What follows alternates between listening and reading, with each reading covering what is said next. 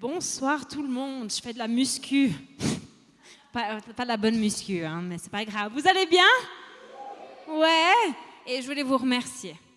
Parce que la dernière fois que je prêchais, c'était la fête des mères. Cette fois-ci, il y a la Suisse qui est en train de jouer. Et vous êtes là. Vraiment, je suis reconnaissante. Je me disais, mais est-ce qu'il y aura du monde? Mais il y a du monde. J'espère que vous allez bien. Vous profitez du beau temps. Yes. Trop bien. J'espère que vous vous sentez reposés parce qu'en fait, on va parler, si vous n'êtes pas, c'est pas grave, parce qu'on va parler de ce thème ce soir. On va parler de dormir. On a regardé ce thème, Dieu dans ma vie quotidienne. Ouais, ou Dieu dans mon quotidien plutôt, hein, il faut que je me corrige. Et on va parler ce soir de dormir. Et je me réjouis trop de ce thème.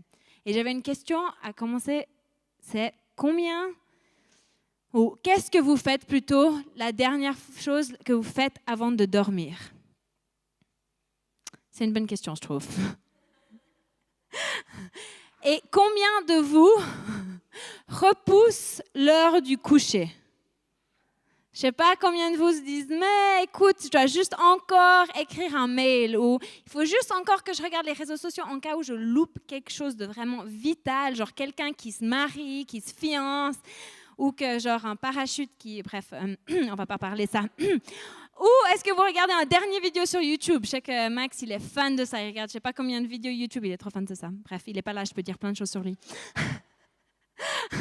Je pense qu'on a tous un peu un souci, un truc, quand on va se coucher, il y a quand même quelque chose qui nous travaille. Et je pense que j'ai une photo de nous tous, en fait, quand on est en train d'essayer de s'endormir. Je trouve... Alors, c'est clair qu'il y en a des bien spirituels qui ne font pas ça, hein. Moi, je suis plutôt là-dedans. Je dois avouer. Après, je prie quand même. Alors, il faut quand même, voilà. Je prie quand même, mais on est souvent quand même, les dernières choses qu'on fait, souvent, c'est juste regarder nos natals une dernière fois. Et puis, du coup, voilà, je ne sais pas si vous arrivez à être... Ouais, si vous retrouvez cette photo pour vous. Mais moi, je pense que c'est pour tout le monde, pas juste le soir, mais un gros défi de se reposer, de trouver du repos.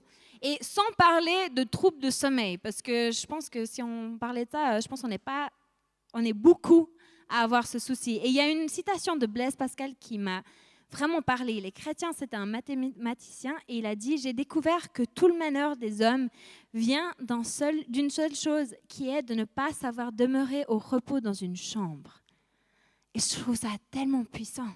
Et c'est tellement vrai, on a de la peine aujourd'hui, on est tellement... rempli de choses à faire, tellement de choses qu'on peut regarder. Dès qu'on est seul, qu'est-ce qu'on fait? Si on est chez la pédiatricienne, je ne sais même plus comment parler ce soir, bref, la pédiatre, hein, oulala, la pédiatre, moi c'est impressionnant, dès que tu te poses dans une salle d'attente, tu regardes, il y a tout le monde qui... On n'arrive pas à être genre, ok, bah, tu sais quoi, je vais juste profiter de réfléchir à des choses, à juste me demander comment vont... Non, on ne veut pas avoir ce temps seul avec nous-mêmes et je trouve tellement puissant. Et j'ai entendu un autre pasteur cette semaine qui disait on doit travailler pour arrêter de travailler. C'est une lutte en fait. C'est pas comme si ça vient facilement, c'est pas dans notre nature humaine. C'est un lutte de dire mais je dois m'arrêter là. Je dois vraiment m'arrêter. Et cette semaine, j'étais vraiment pas dans le repos. Je dois être honnête avec vous, j'étais pas dans le repos. Mercredi, je suis rentrée, j'avais encore pas pu commencer ma prêche parce que j'avais tellement de choses à faire. Je suis rentrée et j'étais là, ok, bon, bah, je vais vite manger comme ça. Après, je peux direct aller faire la prêche, aller finir mes bilans pour les élèves, faire ci, faire ça, faire ça. Et puis en fait, j'étais là, mais il faut quand même que je mange. Et en fait, je ne sais pas si vous êtes déjà retrouvés dans cette situation où il y a tellement de choses à faire, que vous avez une semaine de folie où vous êtes juste là, mais heureusement que c'est bientôt la fin de la semaine, il faut que j'enchaîne, il faut qu'on y va. On est souvent là-dedans. Est-ce que vous êtes la personne, parce que moi, ce n'est pas moi, je ne suis pas très bien organisée, mais est-ce que vous êtes dans ce genre de personnes qui mettent des post-it partout pour vous rappeler ce qu'il faut faire? Ou même, il y a la version encore pire sur la voiture, je n'ai jamais encore vu ça. Je me suis dit, là c'est le niveau où tu as vraiment beaucoup de choses. Il ne faut pas oublier les enfants à l'école, tu sais. Je ne sais pas si vous vous retrouvez là-dedans, ou genre, quand vous passez votre semaine, il y a juste tellement un flou que votre vie, elle ressemble vraiment un petit peu, vous ne savez pas trop ce qui se passe, mais c'est juste tellement flou, il faut juste foncer en fait. Je ne sais pas si ça vous parle. Moi, ça me parle. Après, moi, je n'ai pas les post-it, je les ai dans ma tête, tu vois, c'est ça qui se passe. Et je chantais vraiment dans ce moment où j'étais stressée mercredi, j'étais là, mais je chantais Dieu qui me disait, il faut que tu te reposes. Il faut que tu te reposes, il faut que tu prends du temps pour toi et juste que tu profites de parler avec Max, de manger. Et en fait, ça m'a fait tellement du bien. Et qu'est-ce qui s'est passé? C'est que je me suis posée finalement pour écrire mon message et le thème, c'était dormir. En fait, je savais déjà que c'était dormir, mais je ne savais pas trop en quoi en lien avec. Je commençais à lire le livre qu'on lit pour nous inspirer et c'était sur le repos. Et ça m'a fait tellement rire. Je me suis dit, en fait, Dieu, il veut que je vive mon message avant que je sache qu'est-ce que c'est vraiment en fait mon message. Et je trouve ça juste tellement bien de dire, mais Dieu, il prend soin de nous. Il veut qu'on vive ce qu'il nous met à cœur. Ma première question, mon deuxième plutôt, parce que je vous ai déjà posé des questions, mais c'est qui aime dormir? Oui, qui aime dormir? Moi, j'aime dormir. J'aime tellement dormir. Pour ceux qui me connaissent, ils savent que j'aime dormir. Les petits-enfants, ce n'est pas mon truc. J'aime dormir. Mais j'ai vraiment de la peine à m'endormir. Je ne suis pas comme Max qui s'endort, tu sais, il dit j'ai de la peine à m'endormir, 5 minutes plus tard, il dort. Je ne suis pas comme ça, moi ça me prend une demi-heure, c'est pour ça que je ne suis pas très sieste. Ça me prend déjà une demi-heure à m'endormir, du coup pour 10 minutes de sieste, ça ne vaut pas trop la peine. Et du coup, des fois c'est dur. Et du coup, ma deuxième question c'est, qui a de la peine à s'endormir ou dormir? Ouais, je pense, franchement moi aussi des fois, hein, comme j'ai dit, j'ai de la peine à m'endormir. Et j'ai trouvé une image qui m'a fait bien rire et je pense qu'on peut tous savoir ce que c'est. À 3 heures du mat', quand tu fais un insomnie et que tu es réveillé dans ton lit en train de dire « j'ai encore pas fait ça » et les factures, je crois pas que je vais réussir à les payer. Et si, tu sais, j'aime bien les 3 heures du mat', vraiment, on sait tous. Après, il y a aussi l'allaitement qui aide pas des fois, c'est ça aussi. J'ai jamais entendu quelqu'un dire « moi, j'aime pas dormir ». Moi, j'aime trop être crevée, être au bout du rouleau. Je kiffe ça, c'est incroyable. Franchement, on aime tous dormir, mais des fois, c'est une lutte. Et je pense que des fois, on lutte pas forcément contre la bonne chose, en fait. Et on va voir dans le livre que j'ai mentionné, c'est la liturgie de la vie ordinaire, elle dit qu'en fait, dormir demande qu'on s'appuie sur Dieu. Et qu'en fait, plutôt que d'aller aller par nos propres efforts, ça révèle en fait notre vulnérabilité et le fait qu'on a besoin de faire confiance. Et elle disait aussi que le sommeil révèle en fait ce qu'on aime et aussi nos priorités. En fait, ça révèle ce qu'on aime, dans le sens que quand on a des petits-enfants et qui sont malades, on est prêt à manquer quelques heures. Alors, c'est pas facile, on ne peut pas toujours, mais on est prêt parce qu'on les aime. Et du coup, on va se lever le milieu de la nuit, on va se donner pour eux parce qu'on les aime.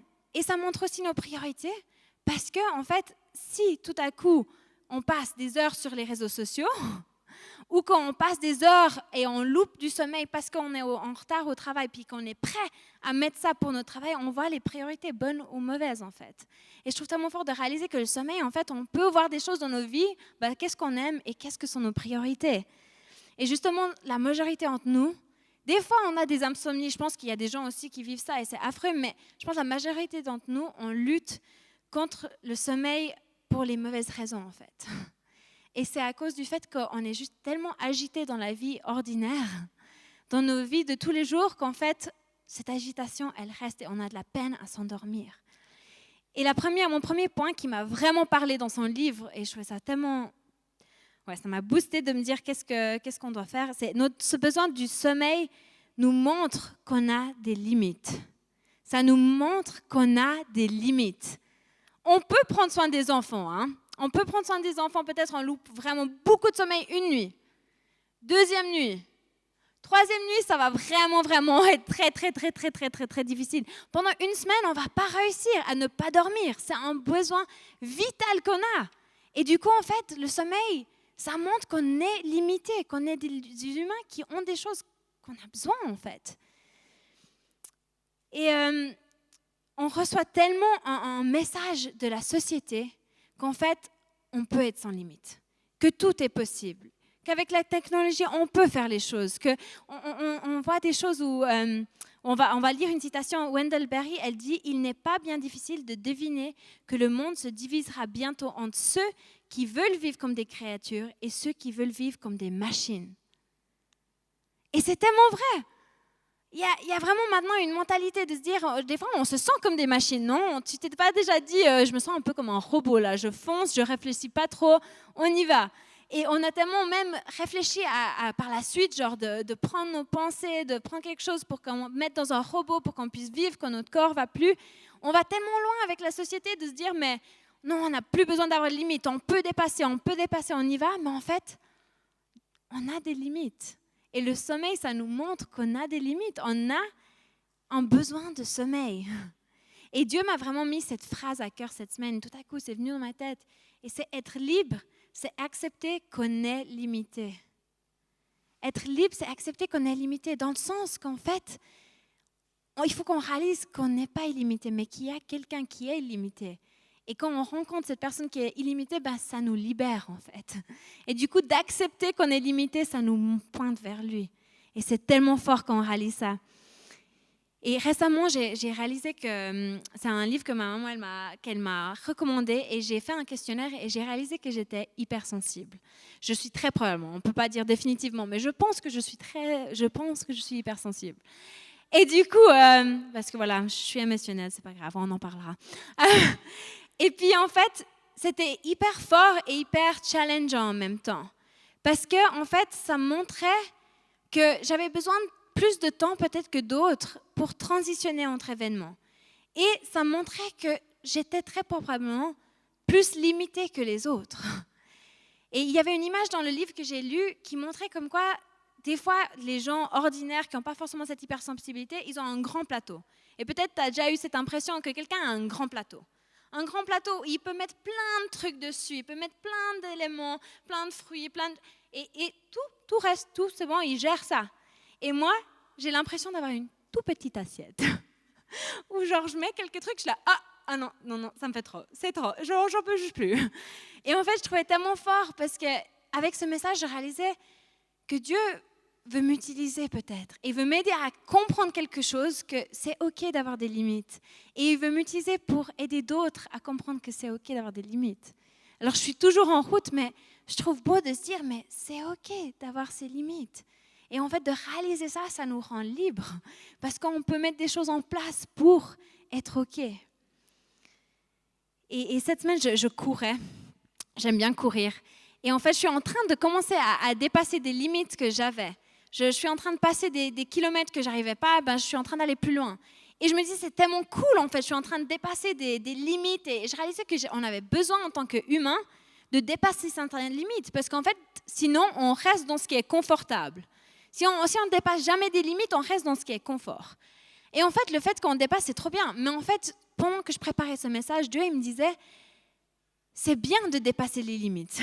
C'est bien de pousser pour dépasser les limites, mais il faut accepter qu'on sera toujours limité quand même. C'est pas comme si je pourrais continuer. Non, il faut quand même que j'accepte et que je trouve l'équilibre entre pousser mes limites pour me challenger, mais pas non plus faire comme si je n'avais pas de limites. Et c'est tellement fort de dire, mais il faut trouver cet équilibre avec Dieu en fait. Et c'est lui qui va nous aider. J'avais déjà fait un message sur le repos et j'avais déjà utilisé cette phrase, mais ça m'a percuté et je trouve tellement fort. Et je me disais, mais si les chrétiens étaient connus comme être des gens reposés et des gens qui acceptaient avec joie leurs limites, j'ose même pas imaginer quel impact ça aurait dans cette société en fait. Que des gens, tout à coup, voient des gens bien reposés et qui disent non, en fait, je peux pas, là, c'est mes limites, c'est OK. Ça serait tellement fort, ça serait tellement un témoignage pour les gens autour de nous. Et ce soir, on va regarder une histoire de Jésus il nous montre un exemple. C'est juste un exemple dans cette histoire. Et c'est une histoire très connue. Mais en creusant, j'ai tellement vu des révélations que je me réjouis trop de vous partager. Vous êtes prêts? C'est dans Marc. Ce jour-là, le soir venu, Jésus leur dit « Passons sur l'autre rive ». Après avoir renvoyé la foule, ils l'emmenèrent dans la barque où il se trouvait. Il avait toujours une foule qui suivait Jésus. Je n'ose même pas imaginer comme ça devait être épuisant. Il y avait aussi d'autres barques avec lui. Du coup, en gros, la foule elle le suit quand même un petit peu quand même. Mais il est seul dans sa barque avec les disciples. Du coup, ça fait quand même un peu repos. Un vent violent s'éleva et les vagues se jetaient sur le barque, au point qu'elle se remplissait déjà. Et lui, Jésus, il dormait à l'arrière sur le coussin. J'aime trop parce que dans Marc, il y a dans 2 autres évangiles cette histoire, mais là, dans Marc, il met le petit détail, c'était sur un coussin. Jésus, il aimait le confort, il aimait bien avoir un coussin de voyage. Alors, ils le réveillèrent et lui dirent, c'est les disciples qui sont là, mais Maître, cela ne te fait rien que nous soyons en train de mourir, t'es sérieux? Genre, tu sens pas les gouttes sur ta tête pendant que tu dors là? Tu fais quoi? Il se réveilla, Jésus il se réveilla, menaça le vent et dit à la mer, « Silence, tais-toi. » Le vent tomba et il y a eu un grand calme. Puis il leur dit, « Pourquoi êtes-vous si craintifs? Comment se fait-il que vous n'ayez pas de foi ?» Il fut saisi d'une grande frayeur et ils se disaient les uns aux autres, « Qui est donc cet homme? Même le vent et la mer lui obéissent. » C'est tellement fort ce passage. Et frayeur, en fait, j'ai été regarder, dans le grec, ça peut dire peur. Il y a plein de définitions de peur, mais ça veut aussi dire révérer, qui veut dire grand respect, honorer, genre énormément, particulièrement. En fait, ils n'étaient pas seulement genre, mais c'est qui cet homme? Il faut quoi là? Il vient de quelle planète? Mais ils étaient aussi genre, wow, ce gars, il parle à la nature et la nature obéit. Je ne sais pas si vous avez déjà pu faire que la nature vous obéisse. Moi, je n'ai pas encore réussi. Et ma première question pour vous ce soir, c'est est-ce que tu cherches du repos extérieur ou intérieur? C'est mon deuxième point. Est-ce que tu cherches du repos extérieur ou intérieur? Et il faut comprendre que dans cette histoire, le contexte, c'est que justement, il y a une foule. Déjà, on voit la foule. On comprend un peu qu'ils sont entourés. Mais les disciples et Jésus, ils venaient d'avoir une journée de folie. Vraiment. Il avait prêché à des foules. Il n'avait pas arrêté Jésus, mais les disciples, ils étaient aussi là. Il avait guéri quelqu'un. Il y a eu une guérison démoniaque, il y a eu une guérison physique. Il a ressuscité quelqu'un. Je pense que je n'ai pas besoin de vous expliquer. Vous avez tous vécu ce genre de journée. Mais c'était vraiment incroyable. C'était une journée fou. Je veux dire, je n'ose même pas imaginer l'énergie que ça a pris à Jésus. Après, c'est clair que c'est Dieu. Mais aux disciples, genre, ils étaient, je pense, crevés. Ils avaient juste envie et besoin de repos. Et qu'est-ce qui se passe? Ils se retrouvent dans une tempête.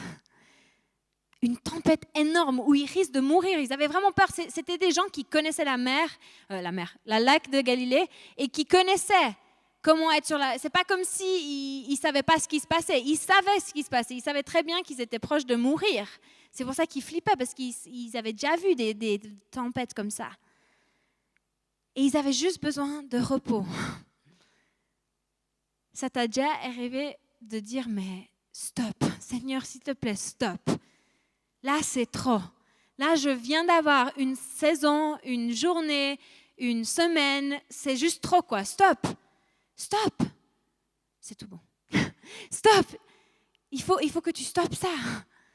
Ben, je pense que là, à ce moment-là, les disciples ils étaient, Seigneur, stop. Pourquoi il y a ça en plus? On a juste besoin d'un lac un peu calme, un peu de repos extérieur.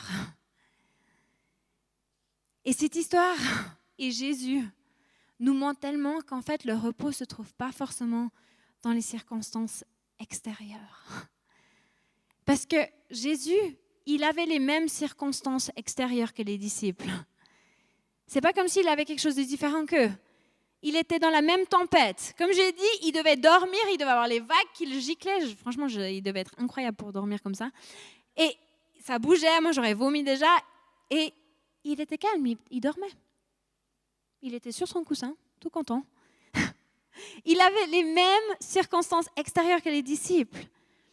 Et pourtant, il se reposait au milieu de la tempête.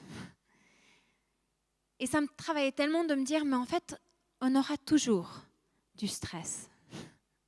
On aura toujours, ça ne veut pas dire non-stop, mais on aura toujours des choses. On vit dans un monde qui est déchu, qui est cassé. Je crois que des fois, on croit qu'on est déjà au paradis, tellement qu'on vit dans un confort. On se dit déjà, mais c'est bon, on est bien, t'y vas quand... Non, en fait, on aura toujours du stress. Et c'est écrit dans Jean 16, 33. C'est Jésus qui dit, « Je vous ai dit cela afin que vous ayez la paix en moi. Vous aurez à souffrir dans le monde, mais prenez courage, moi, j'ai vaincu le monde. » On n'aime pas ce genre de phrase. Vous aurez à souffrir. Non, merci. Moi, je saute celui-ci. On va à celui qui dit que vous aurez la paix. C'est trop bien celui-ci. vous aurez à souffrir. Et j'ai entendu une phrase dans un podcast qui était très fort, très puissant et qui m'a encouragée, qui disait « La vie est tragique, mais Dieu est fidèle. » La vie est tragique, mais Dieu est fidèle. Dieu sera toujours là avec nous malgré le fait que la vie est tragique. Et il y aura toujours en fait ces petits bouts de lumière, ces petits bouts d'espoir en fait qui nous rappellent que Dieu est là. Même que la vie est tragique. Peut-être tu perds ton travail, c'est tragique, c'est pas cool, tu t'es fait virer. Mais tout à coup, quelqu'un te soutient financièrement ou quelqu'un t'aide à retrouver du travail. Ou peut-être tu perds quelqu'un, c'est vraiment, vraiment, vraiment tragique.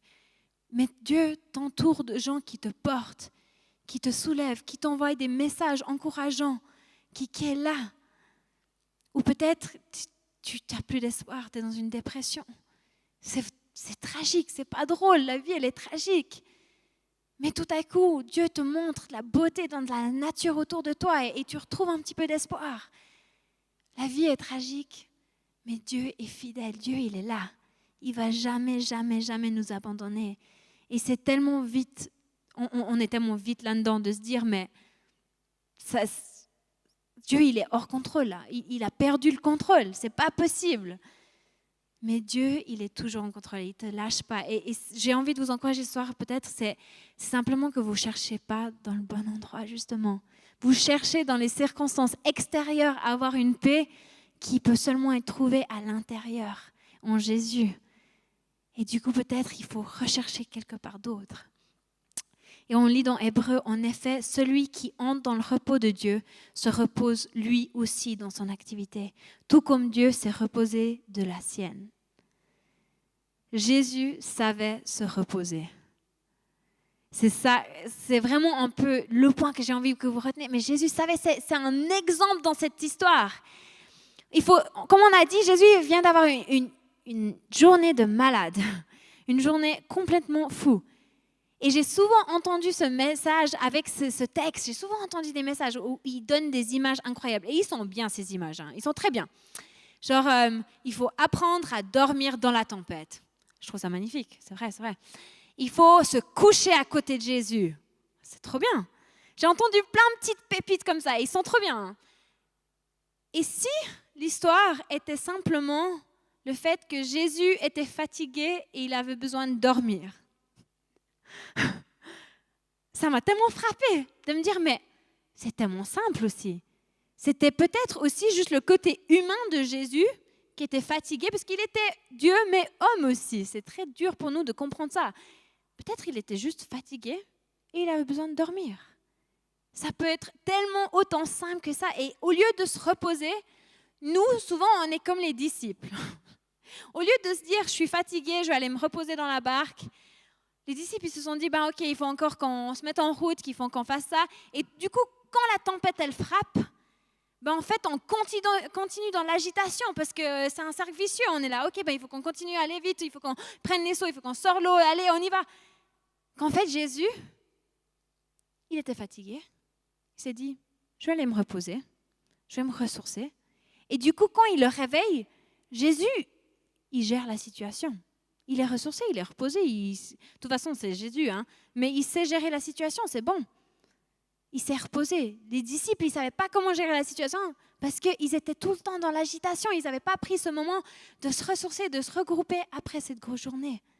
Et je trouve ça tellement fort de voir l'exemple de Jésus que ça peut être tellement simple. Il faut peut-être juste dormir et te reposer. J'ai eu une période où j'allais vraiment mal quelques années en arrière et Ruth, ma coach, elle m'a donné le conseil le plus simple et le plus efficace de ma vie. Elle m'a dit, je te conseille, va dormir et va sortir, prendre l'air, va marcher. J'étais là, ah ouais, c'est pas mal. C'est tellement simple. Et c'est vrai qu'on se dit, mais logiquement oui, c'est ça qu'il faut faire, il faut dormir, il faut aller se reposer. Mais on a tellement de peine à faire ça.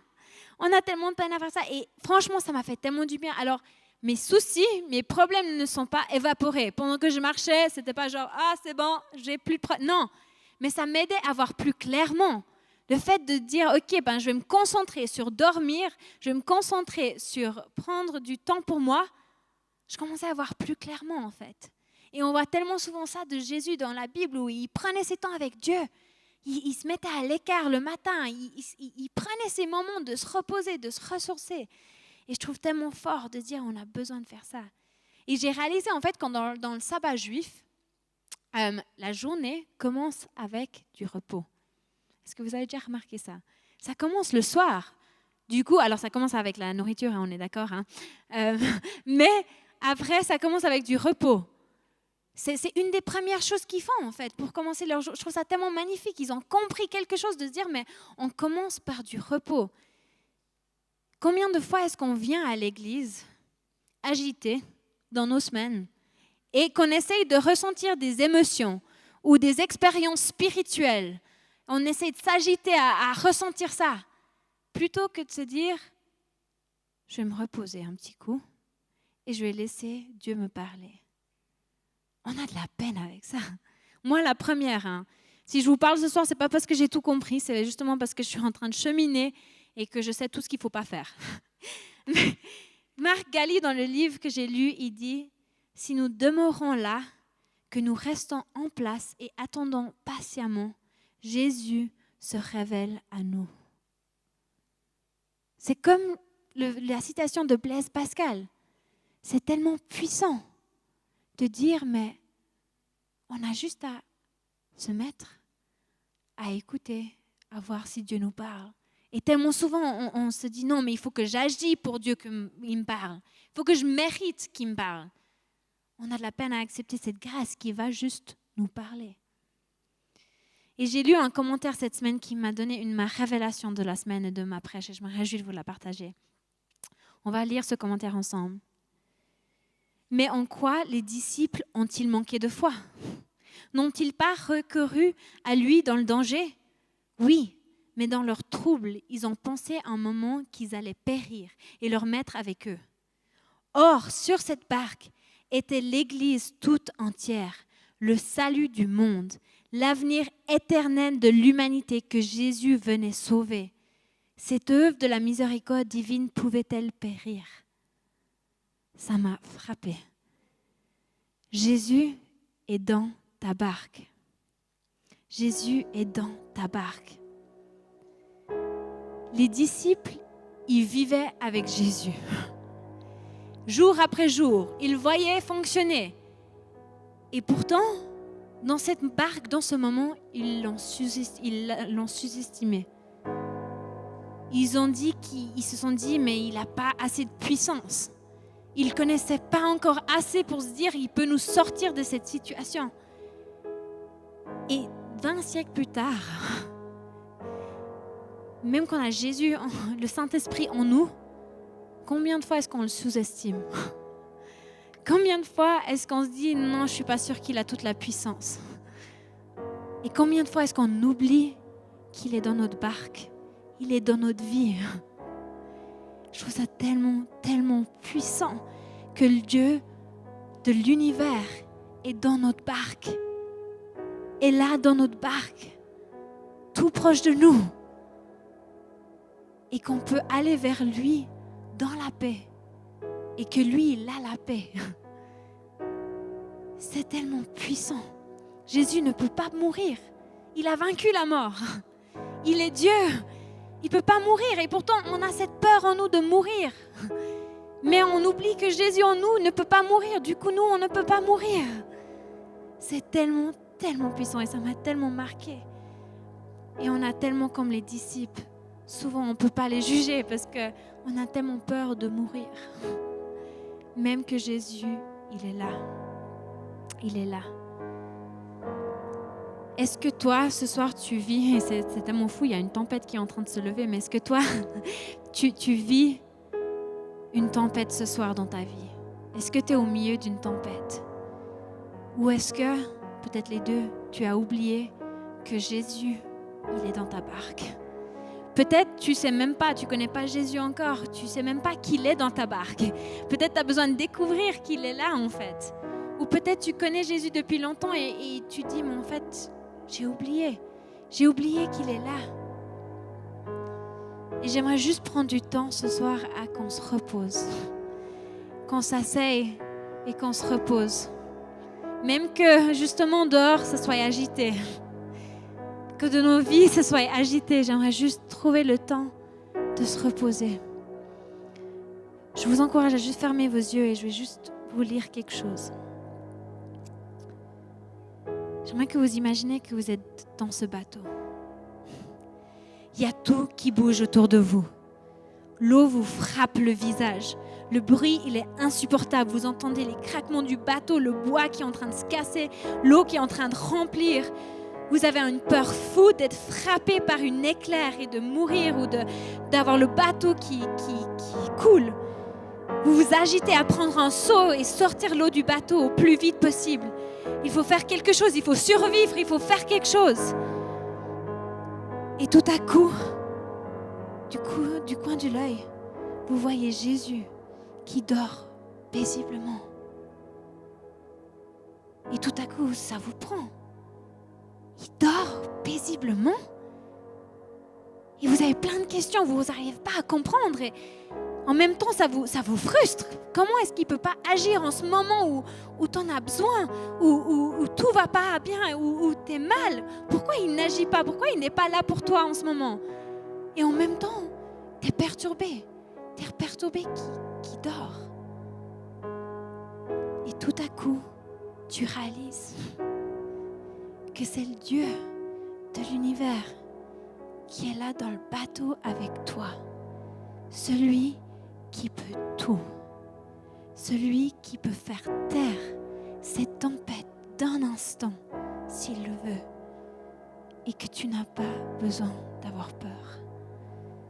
Qu'il faut aller vers lui et trouver le refuge du repos et de la paix.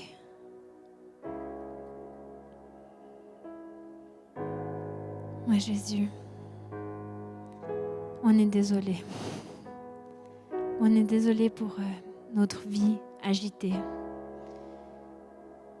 Où on cherche tout le temps quelque chose de plus. On cherche d'avoir de la paix dans les circonstances extérieures. On cherche à avoir un peu d'être entière. On cherche ça partout et on ne le trouve pas. On s'épuise à essayer de le chercher sur les réseaux sociaux, sur une vidéo drôle, dans notre travail, notre carrière, l'argent. On cherche repos. Un jour, finalement, on pourra dire « J'ai la paix, je me sens bien ». Et on est tellement désolé, Jésus, parce que c'est tellement tout simple. C'est en toi que ça se trouve. Toi qui est illimité quand nous, on est limité. Toi qui as les réponses. Toi qui ne veux pas périr. Toi qui as vaincu la mort. Toi qui rien puisse toucher. Et merci Jésus parce que toi, ton Saint-Esprit, cette même paix, cette même puissance, cette même espoir, elle vit en nous aujourd'hui. Et on est tellement, tellement, tellement désolé qu'on oublie ça tellement souvent. On te demande ce soir, Papa, qu'on puisse juste demeurer là et attendre pour que tu puisses venir. Et je te prie que chaque jour, tu puisses nous aider et nous rappeler qu'on a juste à avoir du repos et te trouver. Amen. Amen. On va avoir un temps de face-to-face maintenant où je vous encourage juste de rester dans cette paix. Et il y a la Sainte Seine que vous pouvez prendre qui vous rappelle juste que Jésus, justement, il est illimité. Il ne veut pas périr, il ne peut pas mourir. Et il y a la louange qui peut peut-être vous aider juste à vous reposer et à l'attendre. Parce que moi, je crois vraiment que Dieu a envie de vous rencontrer ce soir. Dieu, il attend dans cette barque. Il attend que tu viennes le réveiller pour parler avec lui. Viens, va vers juste lui, vers lui.